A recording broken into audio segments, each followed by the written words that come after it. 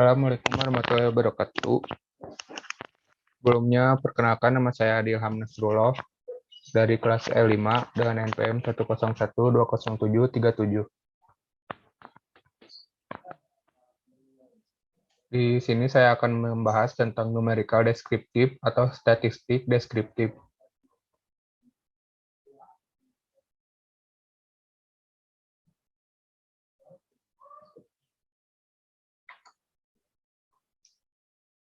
Statistik disebut juga dengan numerical description, deskriptif, karena banyak berhubungan dengan angka. Misalnya jumlah penduduk di suatu wilayah, pergerakan indeks bursa saham, dan sebagainya. Statistika juga disebut dengan atau numerika deskriptif ini adalah metode statistik yang digunakan untuk mengumpulkan dan menyajikan data melalui cara yang informatif. Nah, untuk memberikan atau menyajikan data secara informatif ini, teknik yang bisa digunakan yaitu dengan distribusi frekuensi, kemudian penyajian data secara grafis menggunakan histogram, pie chart, dan sebagainya. Dan juga dengan menentukan sentral tendensi seperti mean, median, dan modus. Nah, kita awali dengan mengolah statistika deskriptif secara manual, yaitu dengan menentukan 11 item ini, yaitu satu rata-rata, kedua modus, median, kuartil, rank, interkuartil rank, standar deviasi atau simpangan baku, varian, z-score, coefficient of variation, dan derajat kemiringan atau skewed. Untuk contoh yang pertama ini adalah sebuah data hasil penelitian demikian sederhana tentang jumlah mahasiswa di setiap program studi di sebuah fakultas STI/STEMB. Di sini ada pendidikan geografi, kimia, ekonomi, agama Islam, matematika, bahasa Inggris, dan bahasa Arab. Dengan jumlah mahasiswa 2018 sebanyak ini dan juga 2019.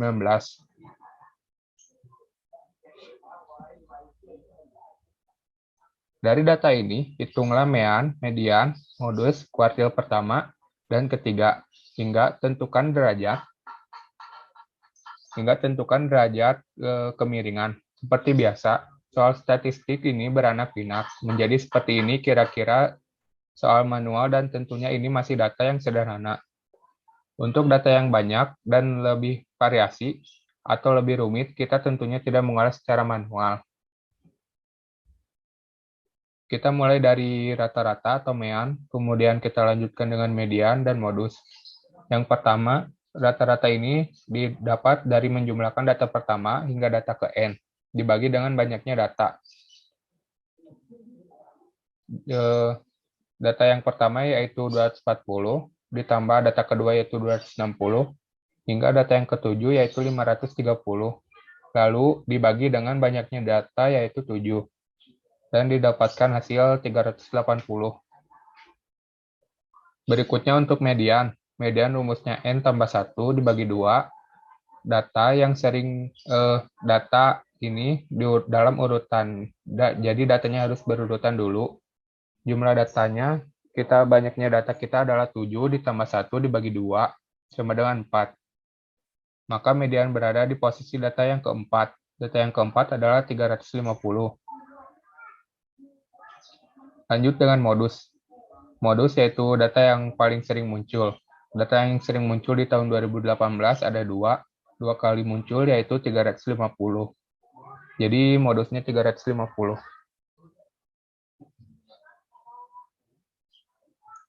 Maka di sini kita salin ke atas, rata-ratanya 380, mediannya 350, dan modusnya 350.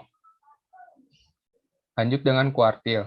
Kuartil itu jika dibagi menjadi 100%, datanya 100% dibagi 4 maka 25%. Untuk kuartil 1, di antara pembagiannya 25% yang pertama dengan yang kedua.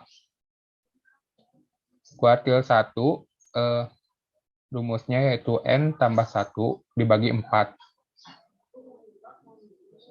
Q1-nya yaitu 7 ditambah 1 dibagi 4 sama dengan 2. Maka posisi data yang kedua yaitu 260. Jadi kuartil 1-nya 260.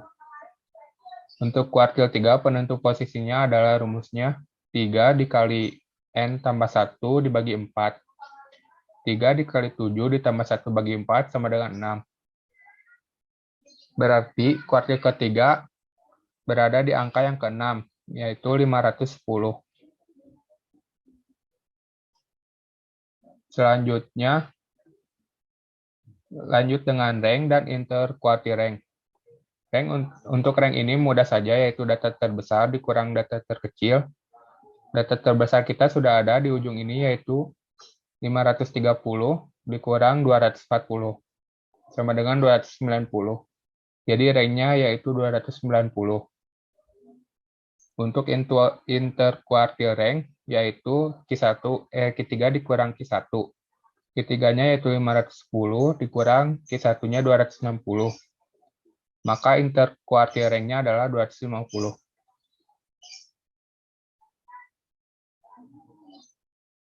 Kita salin lagi di bagian kiri ini, lanjut dengan standar deviasi. Standar deviasi ini rumusnya, jadi kita perlu kurangkan dulu nilai X yang pertama, XI dikurang S, rata-rata dikuadratkan. Contohnya di sini data pertama yaitu 240, dikurang rata-ratanya yaitu 380, seterusnya dikuadratkan. Ini dicarinya dengan kalkulator perlahan-lahan ya, biar benar. Lalu dibagi 7 dikurang 1. Maka standar deviasinya ini adalah 113,14. Selanjutnya untuk varian rumusnya adalah X kuadrat dari standar deviasi. Jadi standar deviasi yang dikuadratkan itu adalah hasilnya varian, berarti 113,14 dikuadratkan. Maka hasilnya di sini 12,800. Selanjutnya untuk Z-score. Ini per data juga. Kita akan cobakan untuk data yang pertama saja yaitu 240. Ini data pertama dikurang dengan data rata dari semuanya yaitu 380. Ini sudah kita buat di atas tadi, dibagi dengan standar deviasi yaitu 113,14. Maka Z skornya yaitu min 1,24. Nah, di sini ada ketentuannya untuk Z-score berada di nilai yang kurang dari min 3 atau lebih dari 3, maka dianggap datanya outlier. Nah, di sini masih aman, yaitu Z-score-nya min 1,24. Lalu ada koefisien of variance. Atau rumusnya di sini CP. Jika kita mempunyai satuan yang berbeda, maka harus ada suatu koefisien yang menjadikan atau menstandarisasikan data. Jika standarnya sama, maka data dianggap normal dan bisa digunakan pada penelitian. Rumusnya adalah CP sama dengan standar deviasi per rata-rata dikali 100%. Standar deviasinya yaitu 113,14 dibagi rata-ratanya yaitu 380 dikali 100%. Maka standar koefisien of variance-nya didapatkan 29,77%. Nah, untuk yang terakhir yaitu derajat kemiringan. Ada ketentuannya. Ketentuan datanya itu apakah simetris atau datanya tidak simetris, atau datanya miring ke kiri atau ke kanan. Nah, ketentuannya kalau miring ke kiri, rata-rata lebih kecil dari median. Kalau rata-rata besar dari median, maka dia akan miring ke kanan.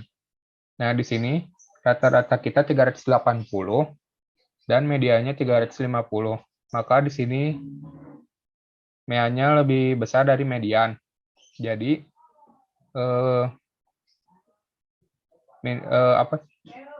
kita ini berarti yang ini like skewed kurvanya. Nah, sampai di sini mungkin penjelasan dari saya. Mohon maaf apabila ada kekurangan. Wassalamualaikum warahmatullahi wabarakatuh.